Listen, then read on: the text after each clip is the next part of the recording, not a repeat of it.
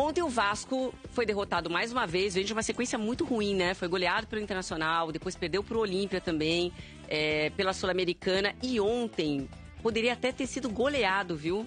Pelo Bragantino, que venceu e venceu muito bem por 3-0. O jogo foi em São Januário.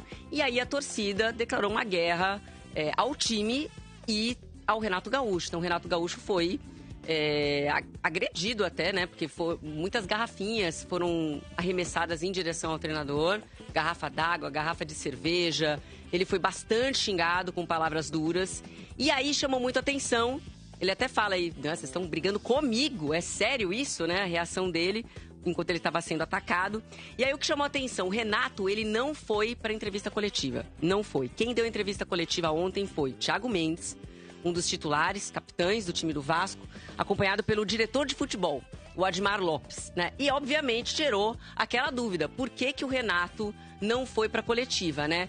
Tanto o Admar quanto o Thiago Mendes tentaram amenizar a situação, dizendo que os jogadores, né, na presença do Thiago Mendes, que era importante os jogadores também assumirem responsabilidades em relação aos maus resultados e que eles queriam poupar o Renato da entrevista coletiva. Mas a informação que a gente teve durante a manhã é que, de fato, o Renato chegou a colocar à disposição o seu cargo novamente. Qual que era a preocupação do Vasco?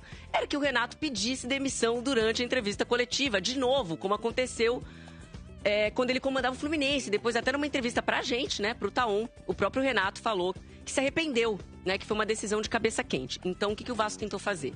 Evitar uma outra situação como essa, né, de cabeça quente do Renato, para que ele tivesse tranquilidade para pensar e ir para casa. E, portanto, quem foi para a entrevista coletiva foi o Admar e o Thiago Mendes. Qual a informação que a gente recebeu hoje, tanto do staff do Renato quanto do Vasco?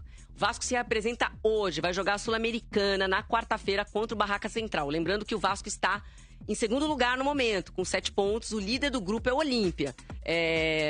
Que o Renato vai dar o treino normalmente na tarde de hoje. E vai comandar o time na quarta-feira, vai estar em São Januário para essa partida da Sul-Americana e também no último jogo do Campeonato Brasileiro, que também será em São Januário. Essa é a informação que a gente recebeu há pouco do staff do Renato Gaúcho, que ele segue no comando, e a assessoria do Vasco também confirmando que o Renato, por enquanto, segue no comando.